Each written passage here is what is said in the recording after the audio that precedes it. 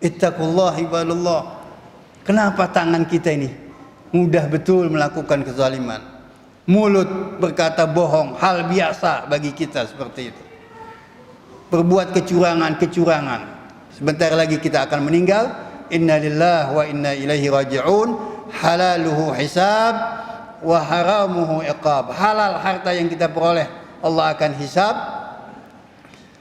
Dan kalau haram harta yang kita peroleh, Allah akan hukum kita seperti itu.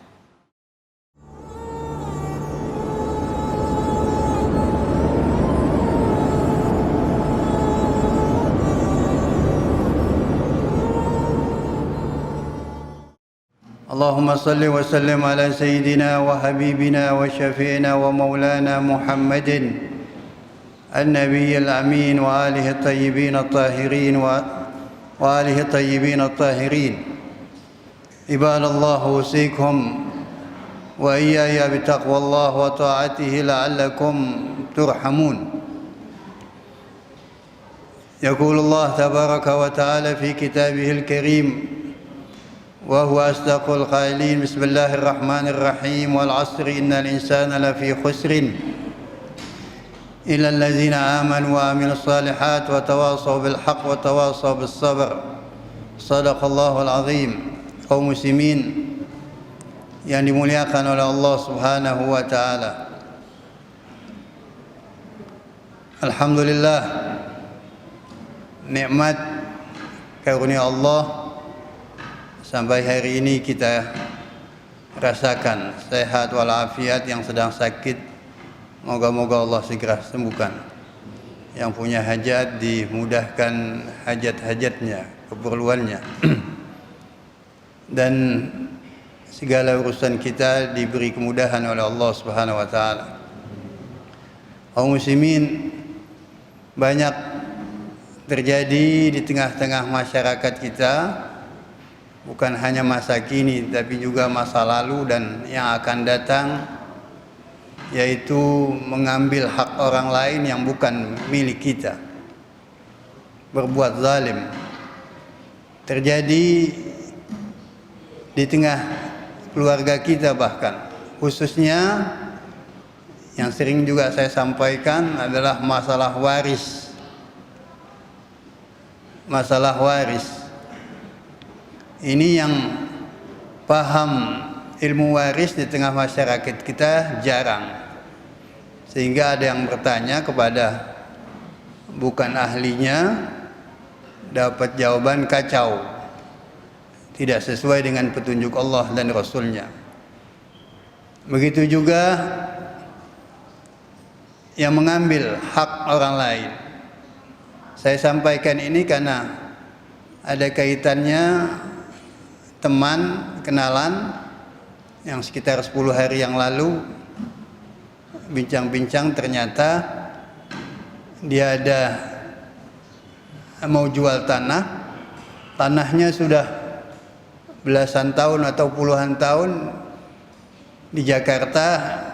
Ada yang jaga, orang tua, punya keluarga, punya anak sampai meninggal. Orang ini meskipun jaga tanah, bisa manfaatkan tanahnya untuk bercocok tanam, dia bisa jual hasilnya tanpa diminta sama pemiliknya. Meninggallah orang tua ini, anaknya. Nah sekarang ketika pemiliknya punya sertifikat hak milik, mau jual bertingkah, nah, mengaku-ngaku punya haknya, dan lahannya itu disewakan sama orang lain. Dia sendiri yang menikmati, yang bukan haknya itu. Banyak ini terjadi seperti ini. Sudah puluhan tahun, belasan tahun dinikmati, kemudian pemiliknya minta melawan seperti ini. Ini muslim apa seperti ini? Makanya sering juga dikatakan atau kita dengar, jangan hanya baiknya di masjidnya saja ini kita ini. Di masjid khusyuk, doa bisa sambil nangis. Keluar dari masjid mulai memeras lagi seperti itu. Berbuat zalim lagi sesama muslim. Yang pedagang menipu ketika berdagang. Wailul lil mutaffifin, dan itu hampir setiap hari dilakukan sama pedagang mengurangi timbangan karena saingan banyak.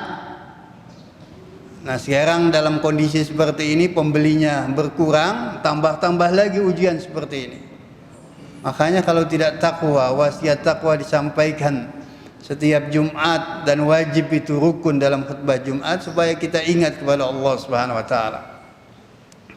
Wal 'asri innal insana lafi khusrin illa alladzina amanu wa 'amilus shalihat. Semua manusia rugi kecuali yang beriman kepada Allah.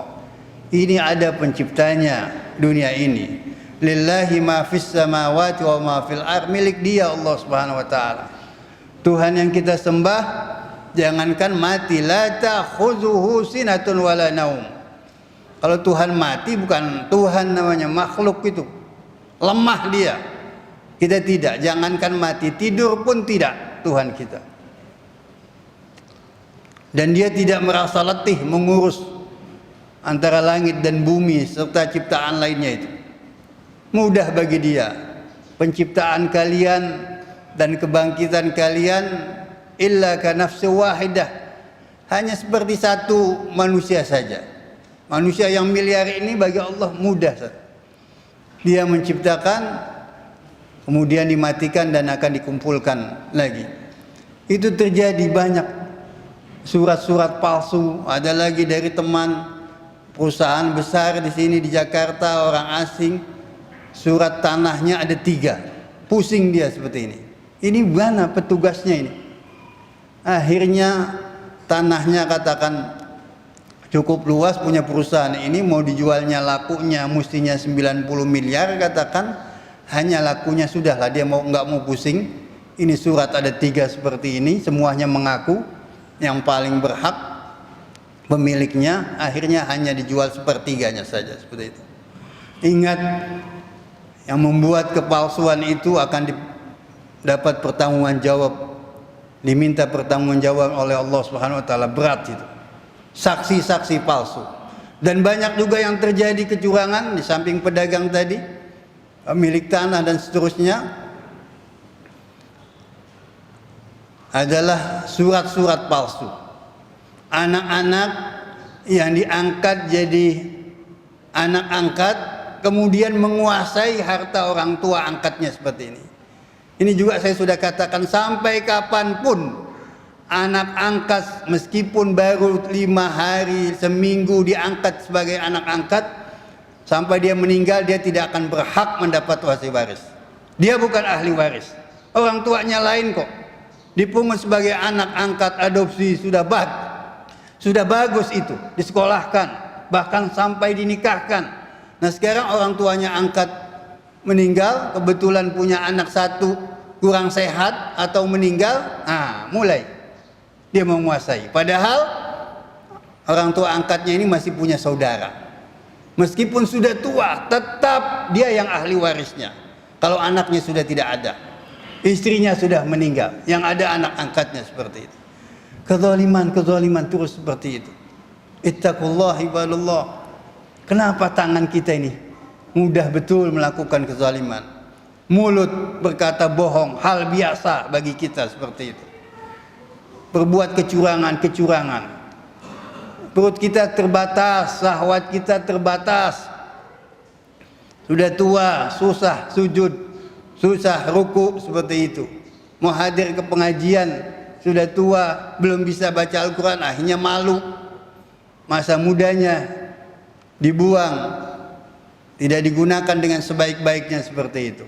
Akhirnya sudah punya cucunya pandai baca Al-Quran, Iqra itu.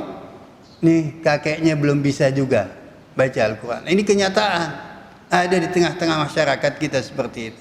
Bagaimana cucunya tidak hafal, mudah membaca Al-Quran, sejak kecil 5-6 tahun sudah masuk TPA. Seminggu 3 kali, 4 kali. Nah orang tuanya seminggu sekali aja belum tentu datang ke hadir majlis taklim seperti itu.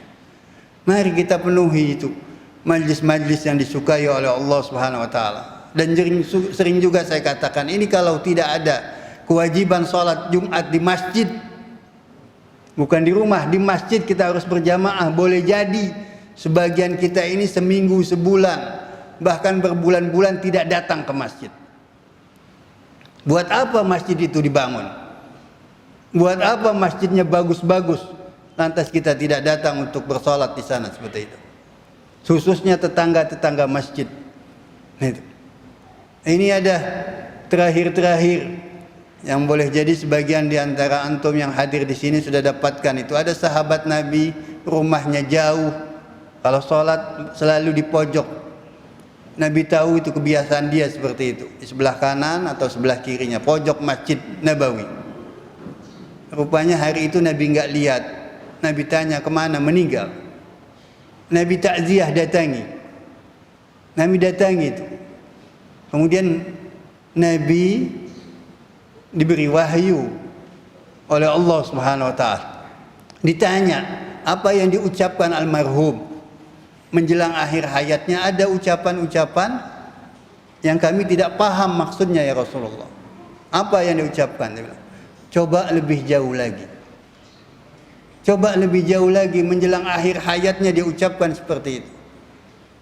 Itu kata Nabi, maksudnya itu kebiasaan dia menuju masjid. Rumahnya tadi saya katakan jauh, coba lebih jauh lagi, pahalanya betapa besar di sisi Allah Subhanahu wa taala setiap langkah kita itu.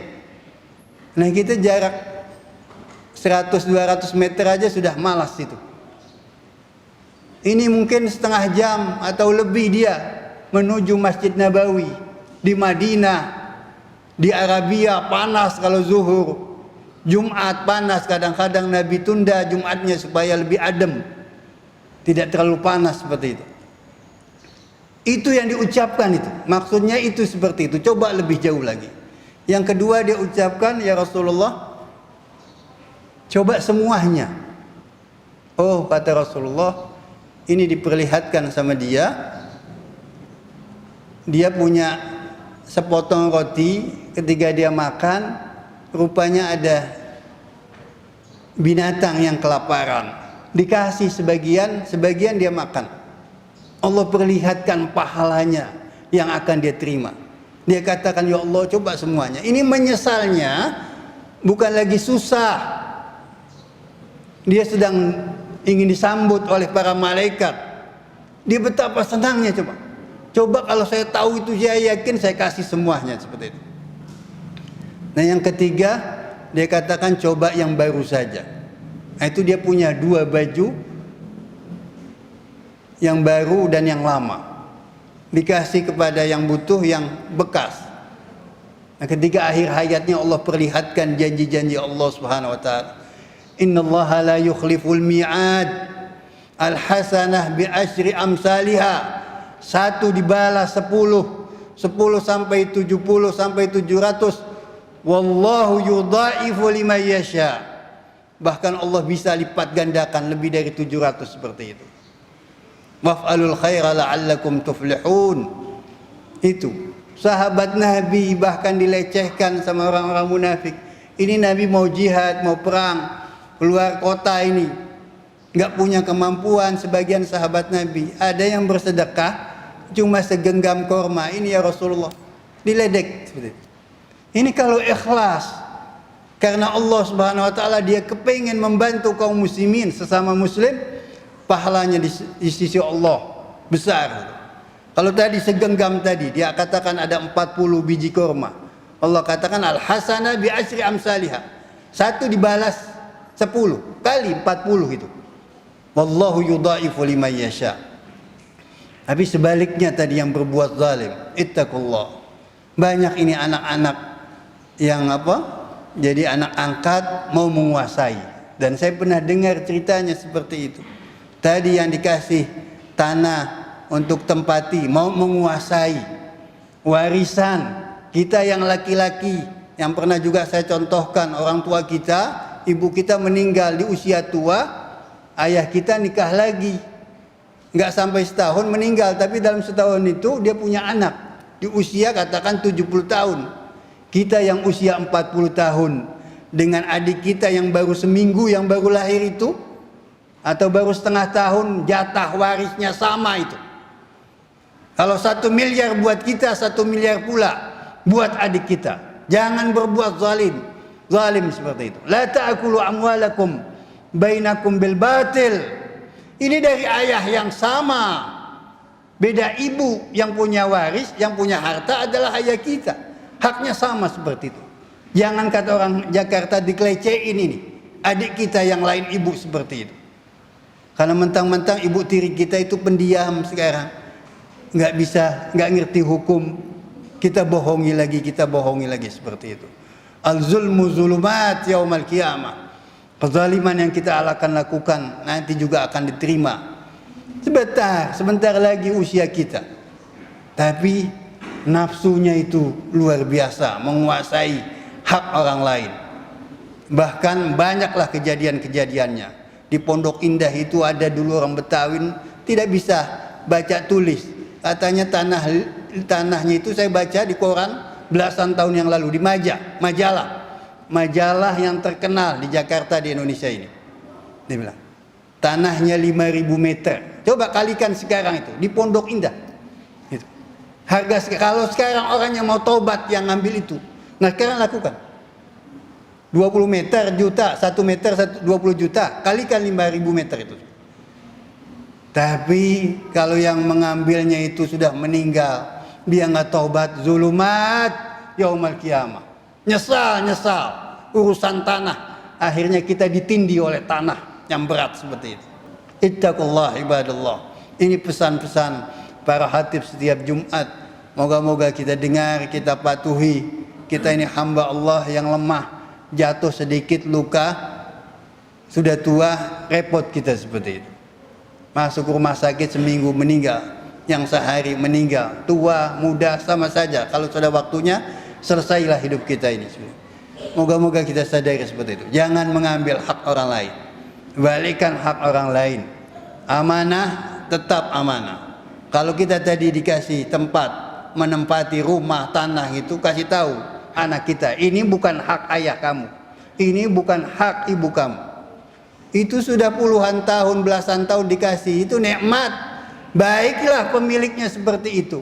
Bahkan saya dengar itu teman saya yang saya kenal itu, dia mau kasih uang, nanti rata-rata ada yang kontrak tiga orang situ. Itu hasil kontrakannya sudah dia tidak ambil, dia mau kasih uang kerahiman masing-masing 5 juta. Muslim yang baik seperti itu. Oh ini saya sudah bayar kontrak. Lah kamu kontraknya sama siapa? Ini yang dikasih hak untuk menempati, dia tidak izin sama saya pemiliknya. Waliyazubillah. Kecurangan, zulumat nanti, kegelapan, susah kita nanti di akhir yaumul qiyamah nanti. Sebentar lagi kita akan meninggal. Inna lillahi wa inna ilaihi raji'un. Halaluhu hisab wa haramuhu iqab. Halal harta yang kita peroleh, Allah akan hisab. Dan kalau haram harta yang kita peroleh, Allah akan hukum kita seperti itu. Wal iyadu billah. Barakallahu li wa lakum fil Qur'anil azim wa nafa'ani wa iyyakum bima fihi minal ayati wa dzikril hakim. Aqulu qawli hadza wa astaghfirullah li wa lakum wa lisairil muslimina wal muslimat fastaghfiruhu innahu huwal ghafurur rahim.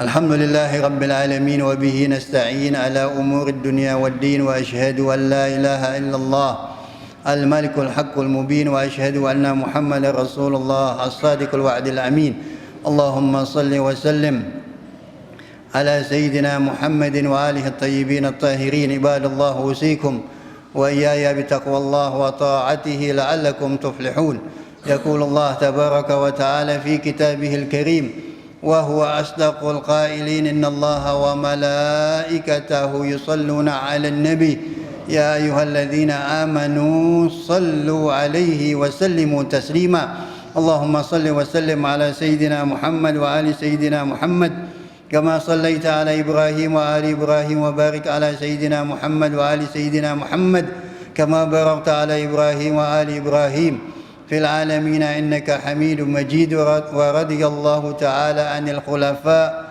الراشدين المهديين اللهم اغفر للمسلمين والمسلمات الأحياء منهم والأموات تابع بيننا وبينهم بالخيرات اللهم انصر من نصر الدين واخذل من خذل المسلمين اللهم إنا نرغب إليك في دولة كريمة تعز بها الإسلام وأهله وتذل بها النفاق وأهله وتجعلنا فيها من الدعاة إلى طاعتك والقادة إلى سبيلك وترزقنا بها كرامة الدنيا والآخرة. ربنا اغفر لي ولوالدي وللمؤمنين يوم يقوم الحساب. ربنا هب لنا من أزواجنا وذريتنا قرة أعين واجعلنا للمتقين إماما. اللهم اشف كل مريض، اللهم اشف كل مريض، اللهم اشف كل مريض. ربنا آتنا في الدنيا حسنة وفي الآخرة حسنة وقنا عذاب النار. عباد الله، إن الله يأمر بالعدل والإحسان وإيتاء ذي القربى وينهى عن الفحشاء والمنكر والبغي يعظكم لعلكم تذكرون. فاذكروا الله يذكركم واشكروا على نعمه يزدكم واسألوه من فضل يؤتكم ولذكر الله أكبر. وأقم الصلاة.